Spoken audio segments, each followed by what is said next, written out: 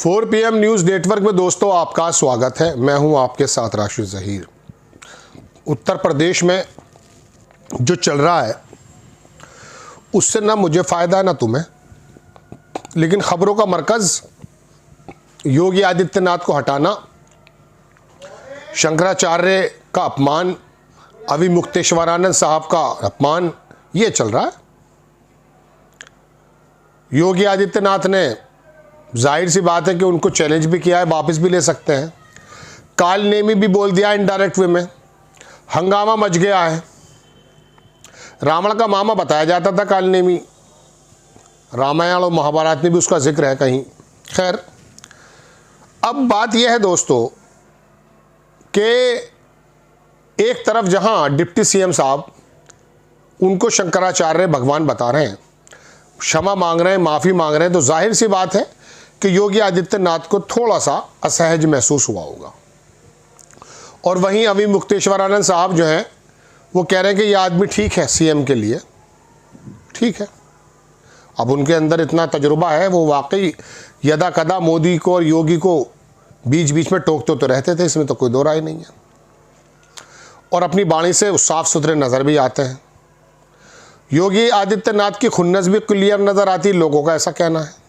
लेकिन अब योगी आदित्यनाथ की भी ब्रिगेड जो है वो सड़कों पे आ गई, ये समझ लीजिए।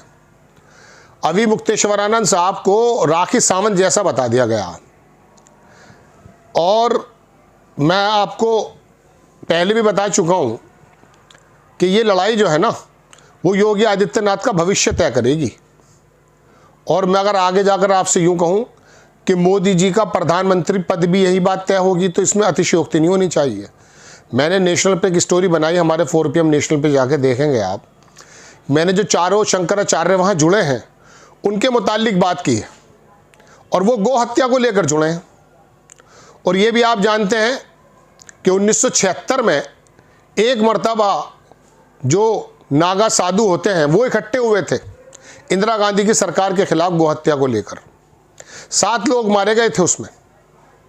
अगर दिल्ली के अंदर शंकराचार्य इकट्ठे होते हैं और मोदी से ये सवाल करते हैं कि साहब आप ये बताइए गौ हत्या क्यों हो रही है, तो मोदी जी घिर जाएंगे और इनडायरेक्ट वे में मान लीजिएगा योगी जी को भी फायदा होगा।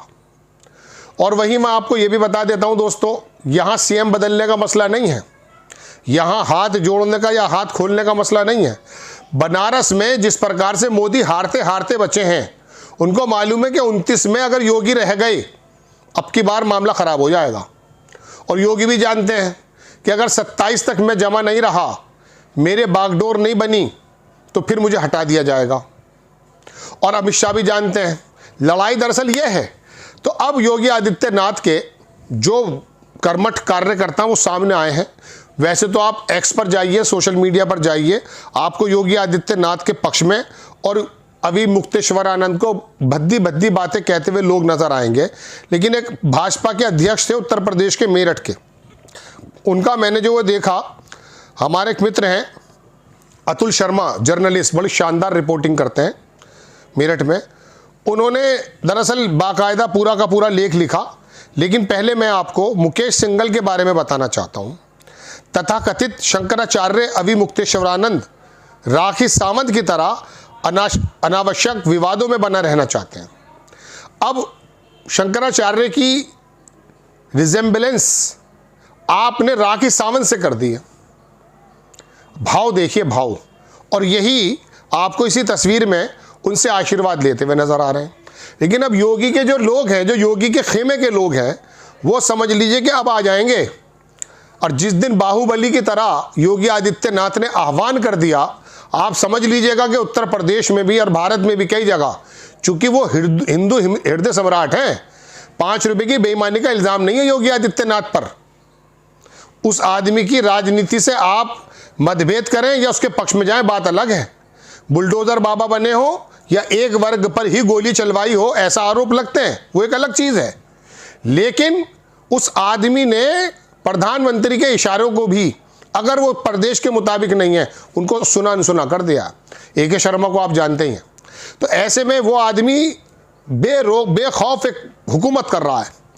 उसके चाहने वाले लाखों करोड़ों में हैं।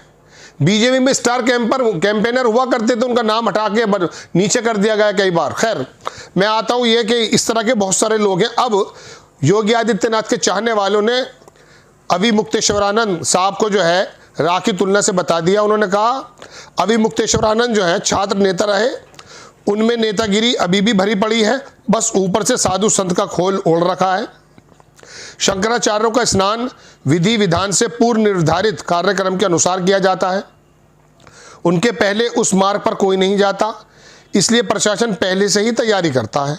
मौनी अमावस्या के दिन बिना, ये पुरानी बात है, इसको छोड़ दीजिए। मैं दिखाना चाहता हूं, अतुल शर्मा जर्नलिस्ट हैं, उन्होंने लिखा कि भाजपा के पूर्व महानगर अध्यक्ष, ये पूर्व महानगर अध्यक्ष हैं बीजेपी के, मुकेश सिंघल अवैध कॉलोनी बनाने का काम करते हैं। ये वो कह रहे हैं, मैं नहीं कह रहा हूं।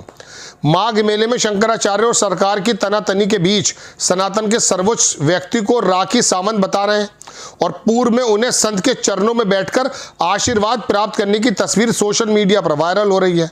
मेरठ विकास प्राधिकरण की अवैध कॉलोनी में सबका नाम टॉप पर नजर आता है, लेकिन सरकार की कृपा से सब ठीक चल रहा है। ये अपने अपने मामले हैं, लेकिन बहरहाल अब हुआ यूं है दोस्तों कि ये तस्वीर भी देख सकते हैं आप। इन्होंने, मुकेश सिंघल ने दूसरा भी वो किया है। इन्होंने कहा परम पूज्य पुरी शंकराचार्य स्वामी निश्चलानंद सरस्वती जी, इन्होंने कहा कि ये तो आ गए थे व्हील चेयर पर बैठकर, इनको दिक्कत हो गई थी, पैदल जाने से मना किया था।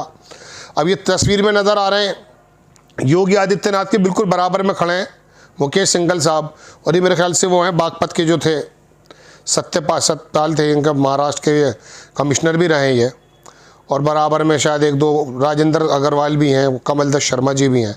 तो इनकी पुरानी प्रगाढ़ता नज़र आती है, ताल्लुक नज़र आते हैं। जाहिर सी बात है, जब अध्यक्ष होंगे तो ऐसी तस्वीर होगी। ये इनका प्रोफाइल है, एक्स जिला अध्यक्ष। खैर, इस तरह के बहुत सारे लोग आ चुके हैं। मैं उत्तर प्रदेश में क्या क्या बताऊँ, अहम बात पर आता हूँ आपके सामने। योगी आदित्यनाथ एक ज़माने में अपनी हिंदू युवा वाहिनी के लोग भी खड़े कर चुके हैं, और अब योगी आदित्यनाथ वो वाले योगी आदित्यनाथ नहीं रहे जो मठ में आप समझते थे। अब वो मन में बस चुके हैं और उनका एक खेमा तैयार है उत्तर प्रदेश में और देश में भी। ये इसको आप पुष्कर सिंह धामी या आप यादव साहब जो मध्य प्रदेश के हैं, उनसे पहले जो हटाए गए, नाम भी याद नहीं रहते किसी का, त्रिनेत्र मतलब रावत साहब थे, कुछ मालूम नहीं मुझे तो। अब गुजरात के चीफ मिनिस्टर कौन है अभी नाम याद रहेगा, पहले कौन थे पता ही नहीं। रूपाणी साहब इसलिए याद है क्योंकि वो दिवंगत हो गए, पता ही नहीं चलता उड़ीसा का बीजेपी का मंत्री को चीफ मिनिस्टर कौन है, बताइए कौन है, नहीं पता चल पाएगा। सिर्फ दो ही लोग नजर आते हैं। अरुण शौरी किसी जमाने में कहा करते थे कि 2.25 आदमियों की सरकार है, उसमें एक तो योगी मोदी जी को और एक अमित शाह जी को, और पौन में मानते थे वो उनको जेटली साहब को, अरुण जेटली को। कहने का मेरे मतलब दोस्तों ये है कि अब योगी आदित्यनाथ के लोग भी आ चुके हैं, तन चुके हैं, और अब उनको मालूम नहीं है कि ये केंद्र की तरफ से इशारा है, दिल्ली में शंकराचार्य जमा हो रहे हैं, क्या क्या मामला बन सकता है। लेकिन अलबत्ता धर्म से निकली हुई राजनीति धर्म ही निगल लेगा, देख लीजिएगा आप। जय हिंद।